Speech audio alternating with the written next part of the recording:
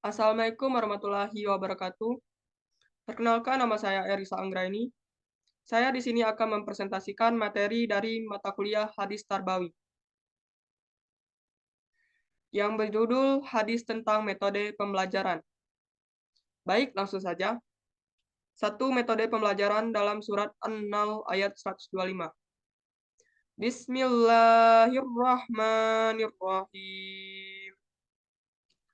Udu ila sabili rabbika bil hikmati wal mau'izatil hasanati wajadilhum billati hiya ahsan.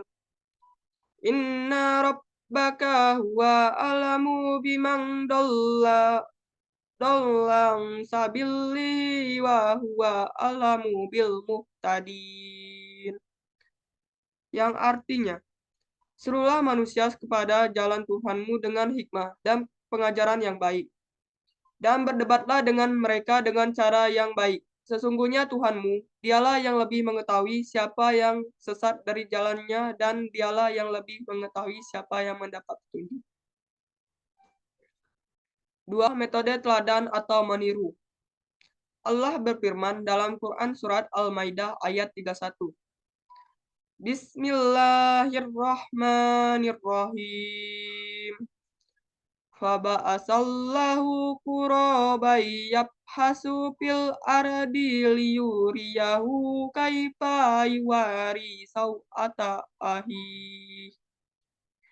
Qala ya wallaita ajazatu an akuna misla hadzal qurabi fa'wariya sau'ata ahi.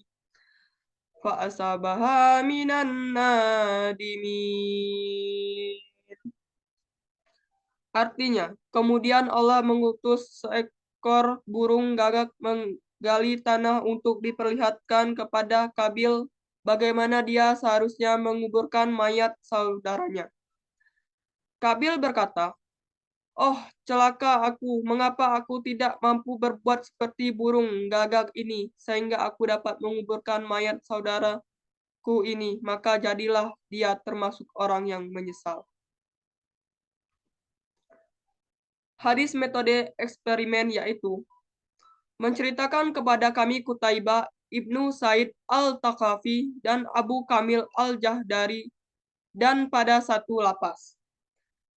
Kutaibah berkata, menceritakan kepada kami Abu Awanat dari Sima dari Musa Ibnu Tala dari ayahnya katanya, aku berjalan bersama-sama Rasulullah Shallallahu Alaihi Wasallam. Maka di tengah jalan kami bertemu dengan sekelompok orang yang sedang di atas pohon kurma. Beliau bertanya, apa yang sedang kalian perbuat?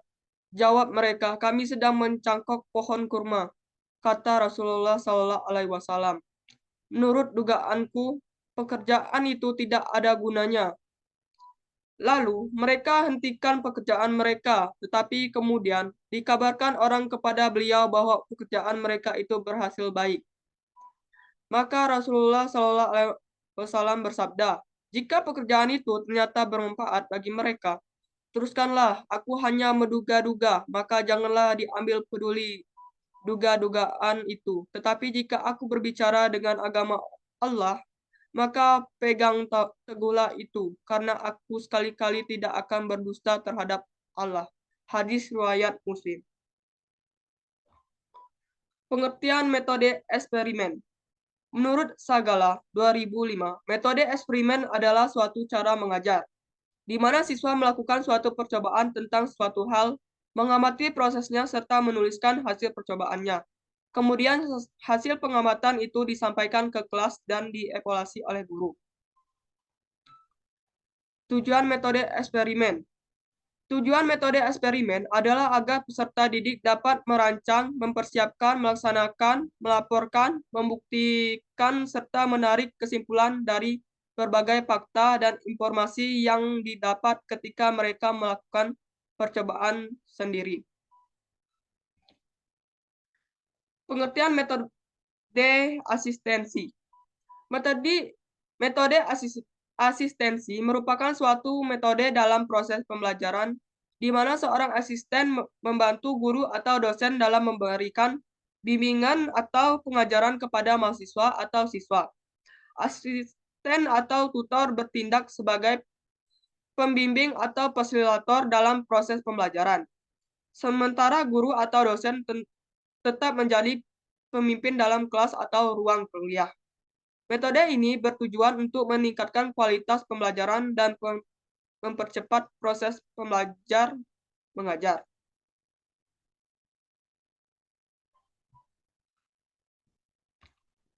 Hadis tentang metode asistensi yaitu telah menceritakan kepada kami Abu Bakar bin Abu Saibah berkata telah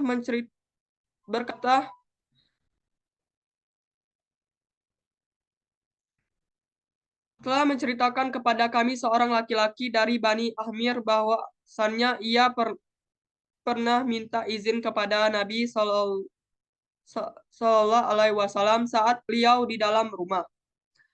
Ibarat kata, bolehkah saya masuk? Nabi Sallallahu Alaihi Wasallam lalu berkata kepada pelayannya, temuilah orang ini dan ajari dia minta izin. Suruh dia mengucapkan Assalamualaikum. Bolehkah saya masuk? Laki-laki itu mendengar perkataan Nabi hingga ia pun mengucapkan Assalamualaikum. Bolehkah saya masuk? Akhirnya Nabi SAW memberi izin dan ia pun masuk. Hadis riwayat Abu Daud. Hadis di atas menjelaskan adab masuk ke rumah orang lain. Nabi tidak mengizinkan seorang masuk ke dalam rumah beliau sebelum mengucapkan salam dan meminta izin atau permisi. Seorang sahabat yang bernama Ribi'in bin Hiras memberitakan bahwa ada seorang laki-laki dari Ani Amir ingin bertemu dengan Rasulullah, hanya minta izin atau permisi saja, tidak memberi salam terlebih dahulu dengan ucapannya, bolehkah saya masuk? Nama seorang laki-laki Bani Amir di sini tidak disebutkan dalam ilmu hadis tersebut. Isim am. Tetapi yang jelas dia seorang sahabat. Karena ia bertemu dan beriman kepada Rasulullah. Rasulullah Shallallahu Alaihi Wasallam mengajarkan melalui pembantunya atau asisten untuk memberi pengajaran bagaimana sebenarnya dalam Islam ketika masuk ke rumah orang lain, yaitu etika masuk ke rumah orang lain, yaitu dengan memberi salam kepada penghuninya dan minta izin. Hal ini dilakukan sudah menjadi kewajiban seorang nabi atau seorang guru ketika melihat ketimpangan atau kekeliruan yang dilakukan seorang sahabat atau murid segera diluruskan. Pengertian metode tanya jawab. Metode tanya jawab adalah suatu metode atau teknik pembelajaran di mana terjadinya komunikasi secara langsung, lisan maupun tulisan antara siswa dan guru yang berbentuk pertanyaan yang harus dijawab dan prosesnya timbal balik. Hadis tentang metode tanya jawab yaitu Abu Hurairah meriwayatkan bahwa seorang laki-laki datang kepada Rasulullah Shallallahu Alaihi Wasallam lalu bertanya, ya Rasulullah, siapa orang yang paling berhak pantas mendapat perlakuan baikku? Rasulullah menjawab, ibumu. Laki-laki itu bertanya lagi, kemudian siapa lagi? Rasulullah menjawab, ibumu. Laki-laki itu berkata lagi untuk kali yang keempat, kemudian siapa lagi? Rasulullah menjawab, sesudah itu ayahmu. Hadis riwayat Al-Bukhari. Hadis di atas menerangkan bahwa suatu ketika ada seorang laki-laki datang kepada Rasulullah, kemudian bertanya tentang orang-orang yang paling berhak untuk dihormatinya. Kemudian terjadilah dialog antara Rasulullah dan laki-laki tersebut, dan Rasulullah mengajarkan tentang akhlak terhadap orang tuanya, terutama ibunya. Maka terjadilah tanya jawab antara keduanya.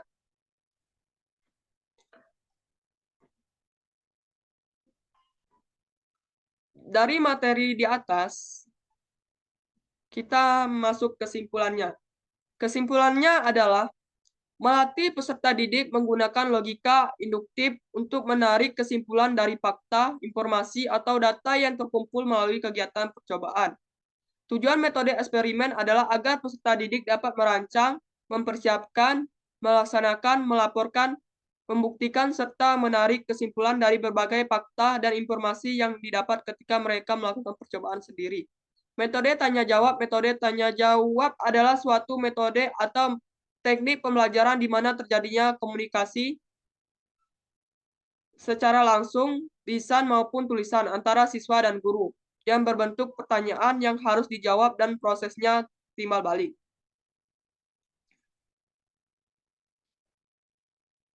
Baik, itu saja yang bisa saya sampaikan.